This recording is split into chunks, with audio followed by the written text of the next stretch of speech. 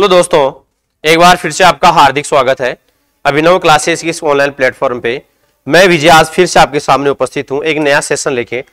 Last video में हमने तंत्रिका तंत्र के बारे में कुछ चीजें पढ़ी थी कि तंत्रिका तंत्र क्या है, कितने प्रकार का होता है, नर्व सेल क्या होती है, नर्व सेल के कौन कौन से भाग होते हैं, एक्सोन क्या होता है, डेंड्रॉन क्या होता है, कोशिका काय क्या होता है इन सभी की हमने चर्चा की थी।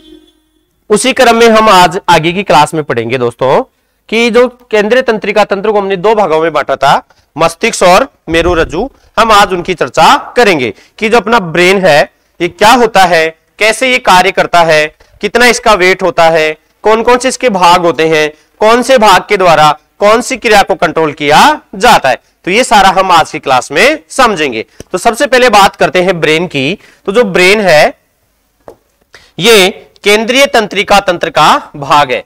ब्रेन किसका भाग है? ब्रेन केंद्रीय तंत्रिका तंत्र का भाग है। सीएनएस का ये क्या होता है? भाग होता है। ब्रेन जो होता है इसे किंग ऑफ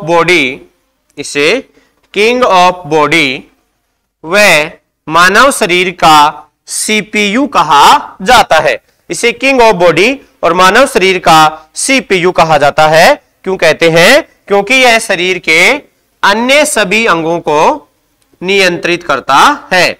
अन्य सभी अंगों को क्या करता है? कंट्रोल करता है। इसीलिए इसे किंग ऑफ बॉडी के नाम से भी जाना जाता है। उसके बाद देखिए जो मस्तिष्क होता है, ये मस्तिष्क का वजन शरीर के कुल वजन का 2% होता है। बॉडी के कुल वेट का कितना प्रतिशत ब्रेन का वेट होता है? 2% होता है। इसके औसत वजन की यदि बात की जाए, मस्तिष्क का औसत वजन 1350 से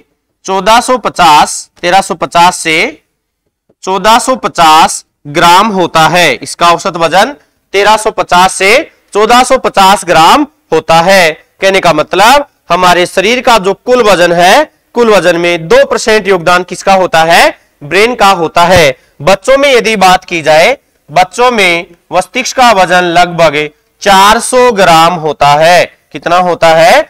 400 ग्राम होता है। ब्रेन केंद्रीय तंत्रिका तंत्र का भाग है और इसे शरीर का किंग कहते हैं। मानव शरीर का सीपीयू भी कहा जाता है क्योंकि यह शरीर के अन्य सभी अंगों को नियंत्रित करता है। यह कुल वजन का 2% पाया जाता है। इसका औसत वजन 1350 से 1450 ग्राम होता है और बच्चों में इसका वजन लगभग 400 ग्राम होता है। ये सभी बातें आपको याद रखनी है।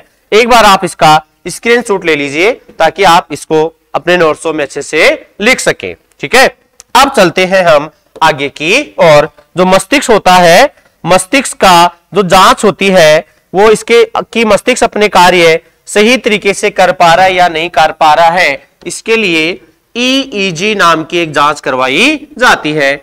ईईजी का मतलब होता है इलेक्ट्रोएन्सेफेलोग्राफी। ये मस्तिष्क की एक जांच होती है जो मस्तिष्क के फंक्शन का पता लगाने के लिए करवाई जाती है। मस्तिष्क का आज तक केवल 4% ही यूज किया गया है। ब्रेन का आज तक केवल कितना यूज किया गया है? केवल 4% ही आज तक ब्रेन का यूज किया गया है। जो मस्तिष्क होता है, मस्तिष्क सबसे तेज अंग होता है। मस्तिष्क क्या होता है? सबसे तेज अंग होता है क्योंकि इसमें वसा की मात्रा ज्यादा पाई जाती है। इसमें वसा की मात्रा ज्यादा पाई जाती है। मस्तिष्क को हमारे हृदय से जो ब्लड निकलता है उसका 15% अकेला मस्तिष्क काम में लेता है। हमारे हृदय से जो ब्लड निकलता है, जो कार्डियक आउटपुट होता है, उस कार्डियक आउटपुट का 15% अकेला कौन ले लेता है? ब्रेन। हमारी जो ऑक्सीजन होती है उसमें से 20% अकेला कौन लेता है यूज में? ब्रेन लेता है। और हमारा जो ग्लूकोज बनता है उस ग्लूकोज का लगभग 1/4 भाग, लगभग 25% ब्रेन के द्वारा यूज किया जाता है। हमारे हृदय के बाएं निलय से जो ब्लड निकलता है, शुद्ध ब्लड, उसमें से 15% अकेला कौन काम में ले लेता है? ब्रेन। जो हमारे फेफड़े में ऑक्सीजन होती है, ब्लड में जो ऑक्सीजन होती है, उसमें से 20% ऑक्सीजन अकेला किसको चाहिए, ब्रेन को चाहिए। और इसके बाद देखिए जो हमारे शरीर में भोजन के पाचन से ग्लूकोज बनता है उसका 20% अकेला कौन ले लेता है, ब्रेन के द्वारा उपयोग में ले ली जाती है। तो ये बातें आपको याद रखनी है, इसका आप स्क्रीनशॉट ले लीजिए। ठीक है, अब चलते हैं आगे की और ब्रेन की आगे बात की जाए। जो ब्रेन होता है ये ब्रेन सबसे तेज अंग होता है। ब्रेन जो हमारा होता है ये सबसे तेज अंग होता है। सारे अंगों पर ब्रेन का ही क्या होता है, कंट्रोल होता है। तो जो ब्रेन होता है ये कुछ हड्डियों से ढका होता है। कपाल की जो हड्डियां होती हैं 8 हड्डियां, उनसे ब्रेन क्या होता है, जैसे ये ब्रेन है, जैसे कि क्या है ब्रेन, और इसके ऊपर हड्डियों का एक लेयर होता है, एक परत होती है, वो हड्डियां क्रेनियल बोन होती है। कपाल की 8 हड्डियों से हमारा मस्तिष्क क्या होता है, ढका हुआ होता है। उसके बाद बात करें जो अपना मस्तिष्क है, ये मस्तिष्क की बात आगे हम करेंगे। हमारा जो मस्तिष्क है ये पूरे शरीर को कंट्रोल करता है। तो इस मस्तिष्क को जो है ये 3 भागों में बांटा गया है। मस्तिष्क को कितने भागों में बांट सकते हैं, 3 भागों में मस्तिष्क को बांटा गया है। अगर मस्तिष्क, एक है मध्य मस्तिष्क,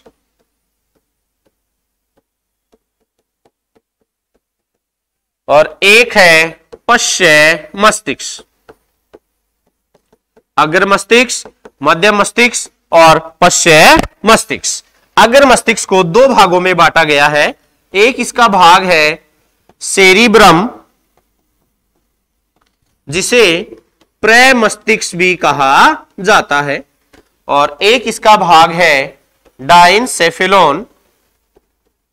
डायनसेफेलॉन ये 2 भागों में बटा होता है। एक इसका भाग है थैलेमस और एक इसका भाग है हाइपोथैलेमस।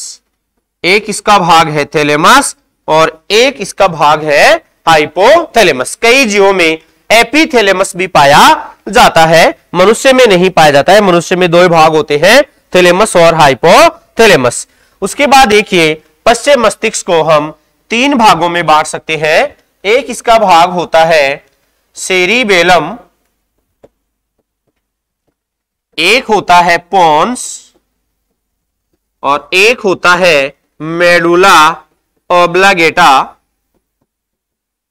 मेडुला ओब्लागेटा, ठीक है। तो यहां से प्रश्न पूछ सकता है कि अगर मस्तिष्क के कितने भाग हैं, 2 हैं, सेरिब्रम और डायनसेफेलॉन। डायनसेफेलॉन 2 भागों में बटा होता है, थैलेमस और हाइपोथैलेमस। फिर पश्च मस्तिष्क के 3 भाग होते हैं, सेरिबेलम जिसे अनुमस्तिष्क भी कहा जाता है, जिसे क्या कहा जाता है, अनुमस्तिष्क भी कहा जाता है। एक होता है पोन्स और एक होता है मेडुला ओब्लागेटा। देखो मैं आपको दोबारा से बताता हूं, हमने बात की ब्रेन की। ब्रेन केंद्रीय तंत्रिका तंत्र का भाग है जो शरीर के कुल वजन का 2% होता है। इसका औसत वजन 1350 से 1450 ग्राम होता है। बच्चों में इसका वजन लगभग 400 ग्राम होता है। मस्तिष्क शरीर का सबसे तेज अंग होता है क्योंकि इसमें वसा की मात्रा ज्यादा होती है। आज तक ब्रेन का केवल मैक्सिमम 4% ही यूज किया गया है और हम हमारे ब्रेन में एक साथ 70,000 आइडियाज हमारे ब्रेन में एक साथ आ सकते हैं। ये सबसे तेज अंग शरीर का होता है। उसके बाद देखेंगे जो अगर मस्तिष्क जो होता है, मस्तिष्क के सही फंक्शन का पता करने के लिए EEG नाम की एक जांच कराई जाती है। ऐसी एक जांच होती है ECG जो हृदय के फंक्शन का पता लगाने के लिए करवाई जाती है। हमने मस्तिष्क को 3 भागों में बांटा, अगर मस्तिष्क, मध्य मस्तिष्क और पश्च मस्तिष्क। इसको बोलते हैं फोर ब्रेन, इसको बोलते हैं मिड ब्रेन, इसको बोला जाता है हिंड ब्रेन। सेरिब्रम इसका सबसे बड़ा भाग होता है, इसके अलावा थैलेमस और हाइपोथैलेमस इसी के भाग होते हैं। अब हमारी एग्जाम के अंदर प्रश्न यही से पूछते हैं कि प्रश्न आ गया तापमान का कंट्रोल मस्तिष्क के कौन से भाग से होता है, टेम्परेचर रेगुलेशन मस्तिष्क के कौन से भाग के द्वारा होता है, या फिर आपसे पूछ ले शराब का सेवन करने से मस्तिष्क का कौन सा भाग प्रभावित होता है। तो हम एक इमेज के माध्यम से पहले मस्तिष्क के सभी भागों को देखते हैं, फिर आगे चलते हैं। तो आपकी स्क्रीन पे आपको एक इमेज दिख रहा है।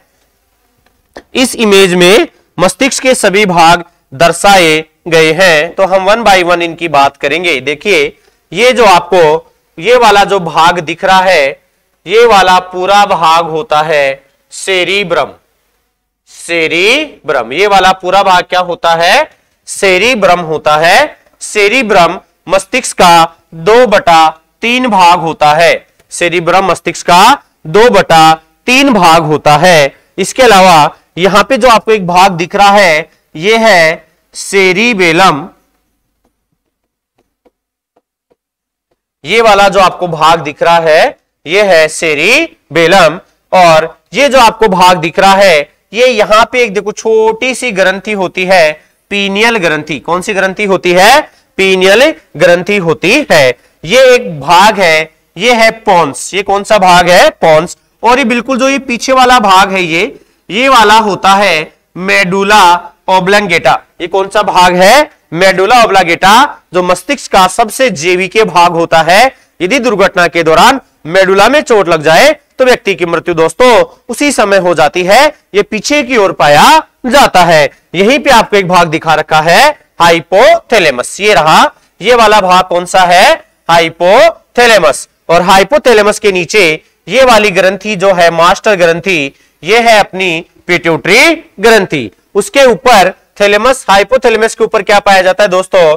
थैलेमस पाया जाता है। क्या पाया जाता है? थैलेमस पाया जाता है। एक आपको संरचना दिख रही है कार्पस कोलोसम। कार्पस कैलोसम मस्तिष्क का सेरिब्रम के जो 2 गोलार्ध होते हैं, दायां गोलार्ध और बायां गोलार्ध, इन गोलार्ध को एक नर्व मसल्स, एक नर्व फाइबर होते हैं, वो इनको क्या करते हैं? जोड़ने का काम करते हैं। तो संरचना का नाम है कार्पस कैलोसम। इस संरचना का नाम क्या है? Corpus callosum. ठीक है। उसके बाद देखिए ये जो अपना मस्तिष्क होता है सेरिब्रम, इसमें कुछ लोब पाए जाते हैं। जैसे ये ऑप्टिक लोब है, ये पैराइटल लोब है, ये फ्रंटल लोब है और ये लिम्बिक लोब है। कौन सा लोब है? सेरिब्रम अलग अलग लोब में, 4 लोब में बटा हुआ होता है। Limbic lobe, frontal lobe, parietal lobe और ऑप्टिक लोब में अपना सेरिब्रम क्या होता है? बटा हुआ होता है। ठीक है। तो ये क्या है? ये मस्तिष्क के भाग है। और इस मेडुला से जुड़ी हुई ये जो संरचना है, ये है अपनी स्पाइनल कॉर्ड। ये अपनी क्या है? स्पाइनल कॉर्ड ब्रेन के मेडुला से कनेक्ट होती है। किससे कनेक्ट होती है? ब्रेन के मेडुला वाले भाग से कनेक्ट होती है। तो ये आपको समझ में आ गया होगा।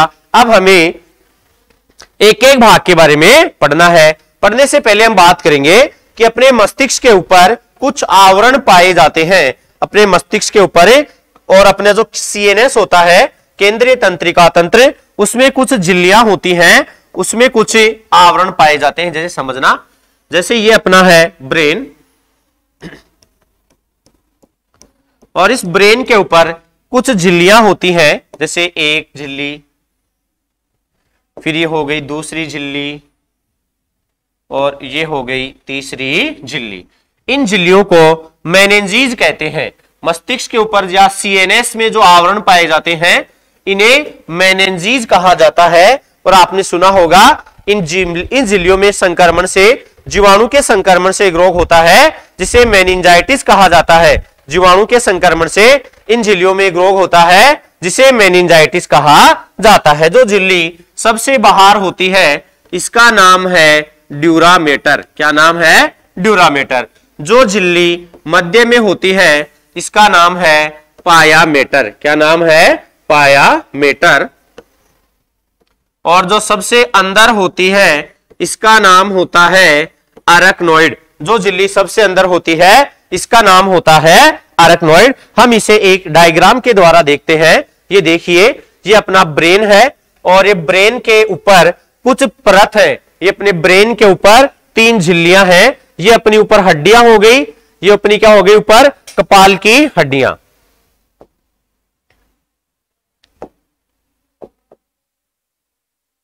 देखिए, ये अपना मस्तिष्क है। इस मस्तिष्क का एक इधर इमेज दिखा रखा है। ये इसके ऊपर तो क्या होती है? ये हड्डियों का एक आवरण होता है। मैंने आपको बताया था इस पे कपाल की 8 हड्डियां पाई जाती हैं। इनके नीचे 3 परतें हैं। देखिए, ये वाली परत, ये वाली परत और ये वाली परत। तो इन परतों के बीच में कुछ द्रव भरा होता है।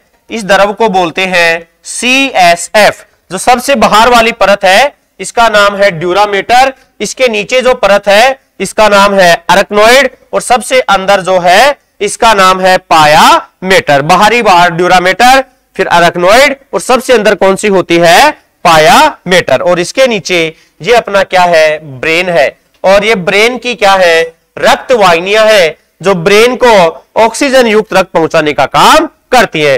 देखो यहां पर आपको कुछ दारू दिख रहा होगा, यहां पे पाया जाने वाला एक विशेष प्रकार का तरल होता है जिसे CSF कहा जाता है। ये लगभग प्रतिदिन 700 ml बनता है, लेकिन ये हमेशा 150 ml ही पाया जाता है। हमारे ब्रेन में जो दारू पाया जाता है उसकी मात्रा कितनी होती है? 150 ml। अच्छा, CSF का पूरा नाम होता है सेरिब्रो स्पाइनल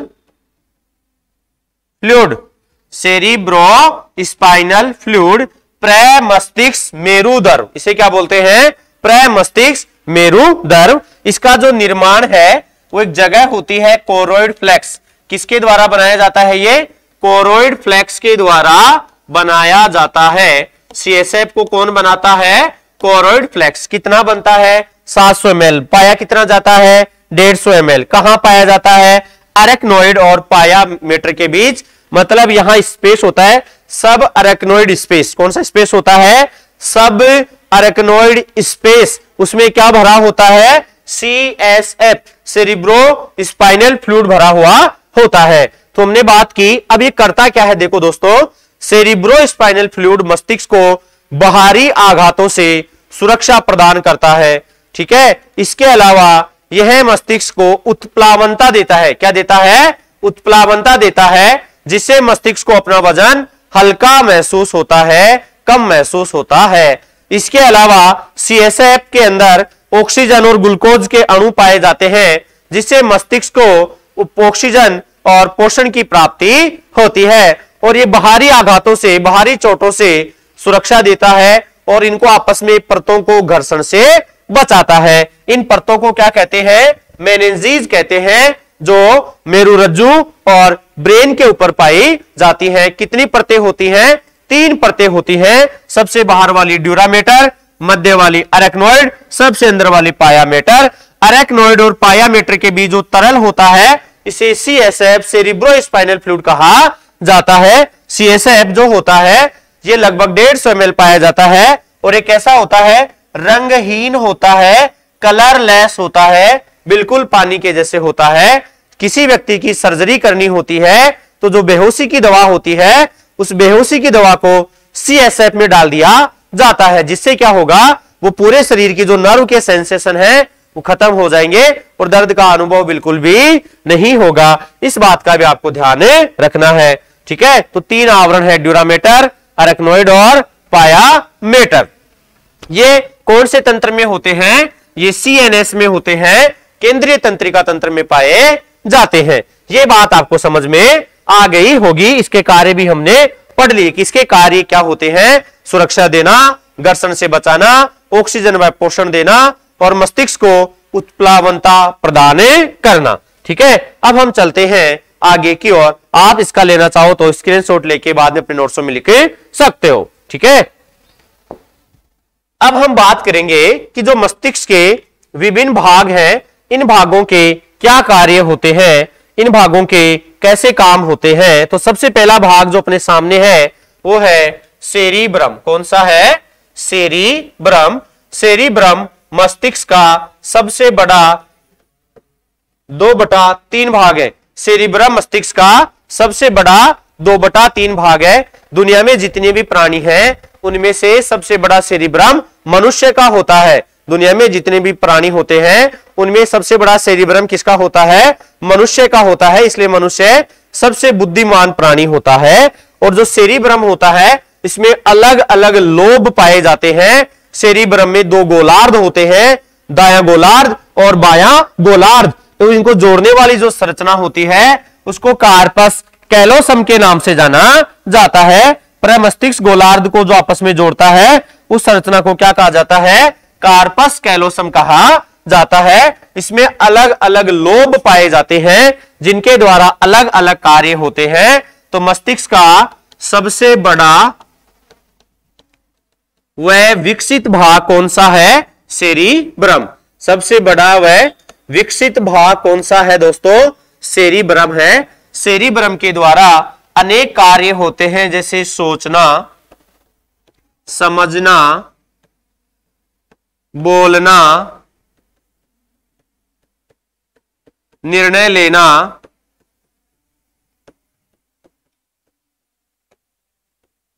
सोचना, समझना, निर्णय लेना, तर्क शक्ति, याददाश्त, जो भी खतरनाक काम है, आपको पता है याद रखना कितना चैलेंजिंग काम है। जितने भी खतरनाक काम है सारे, सबसे बड़े, देखो बड़ा आदमी होता है उसके पास जिम्मेदारियां ज्यादा होती हैं।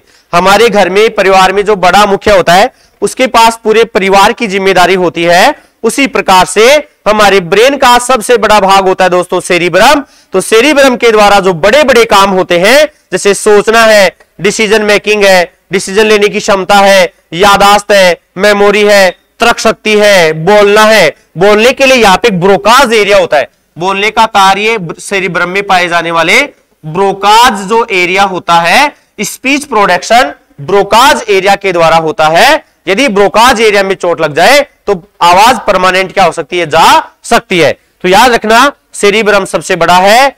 दुनिया में जितने भी प्राणी हैं उनमें सेरिब्रम सबसे बड़ा होता है। मनुष्य का सेरिब्रम सबसे बड़ा होने से मनुष्य सबसे बड़ा बुद्धिमान प्राणी माना जाता है। ठीक है, अब चलते हैं दूसरे भाग की ओर। और दूसरा भाग, और मैंने आपको इसमें बताया कि इसमें लोब होते हैं, दो गोलार्ध होते हैं जिनमें 4 लोब पाए जाते हैं, और जो लोब को आपस में जोड़ता है उसको कार्पस कैलोसम के नाम से जाना जाता है। अब चलते हैं दूसरे भाग की ओर। दूसरा भाग देखो दोस्तों, यहां पे आपको दिख रहा है थैलेमस। दूसरा भाग यहां पे कौन सा है?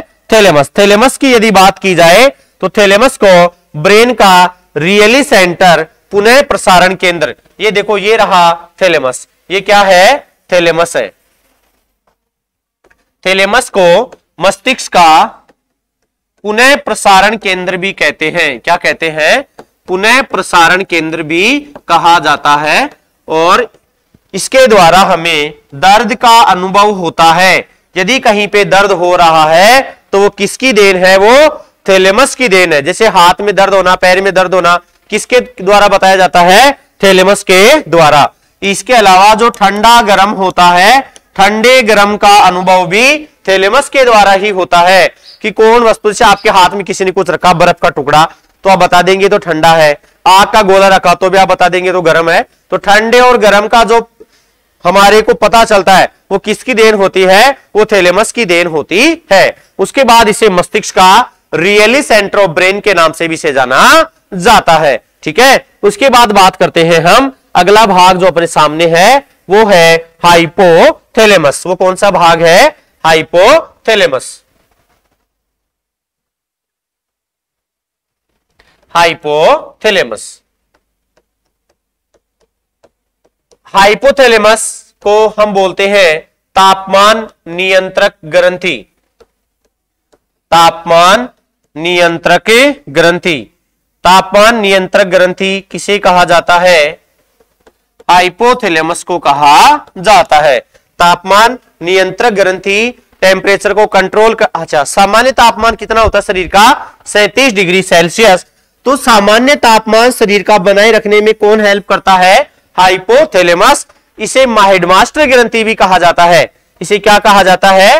हेडमास्टर ग्रंथि भी कहा जाता है, क्योंकि ये पीयूष ग्रंथि को कंट्रोल करता है। और जो मास्टर का मास्टर होता है उसे हाइपोथैलेमस के द्वारा कंट्रोल करता है, मतलब उसे हाइपोथैलेमस को हेडमास्टर ग्रंथि की संज्ञा दी गई है। तो तापमान नियंत्रक ग्रंथि पूछे तो भी हाइपोथैलेमस, हेडमास्टर ग्रंथि पूछे तो भी हाइपोथैलेमस, और सुपर कमांडर ऑफ ऑर्केस्ट्रा पूछ लिया जाए तो भी हम क्या बताएंगे? हाइपोथैलेमस। अब इसके काम आप सुनना, हाइपोथैलेमस के बहुत ही खतरनाक काम है।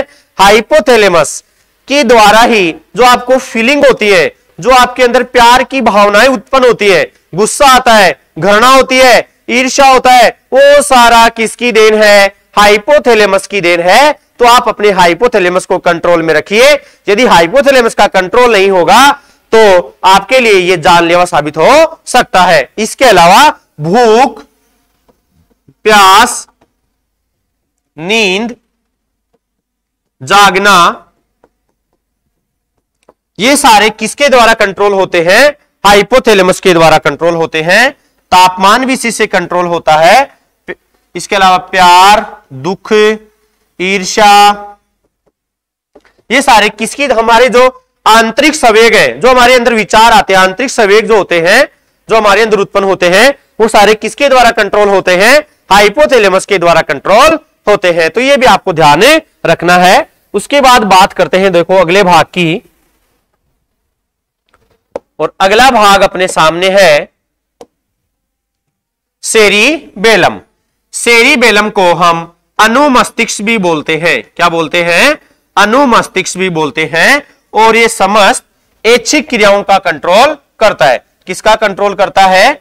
ऐच्छिक क्रियाओं का, ऐच्छिक क्रियाओं का कंट्रोल, जो वॉलंटरी अपने एक्शन होते हैं, जैसे चलना, दौड़ना, उठना, बैठना, ये सारे किसके कंट्रोल में होते हैं? सेरिबेलम के कंट्रोल में होते हैं। शराब का सेवन करने से सेरिबेलम ही प्रभावित होता है। शराब का सेवन करने से सेरिबेलम ही प्रभावित होता है। इसीलिए शराबी व्यक्ति के अंदर असंतुलन की अवस्था उत्पन्न हो जाती है। कहने का मतलब शराबी व्यक्ति सेरिबेलम के प्रभावित होने से लड़खड़ा के चलता है, क्योंकि बॉडी पे उसका कंट्रोल नहीं रहता है। तो ये भी आपको ध्यान रखना है। उसके बाद देखेंगे आगे, सेरिबेलम के बाद अगला भाग अपने सामने है दोस्तों मेडुला ओब्लांगेटा। ये हमारे शरीर का, ये हमारे ब्रेन का सबसे जैविकीय भाग है। ब्रेन का सबसे जैविकीय भाग कौन सा है?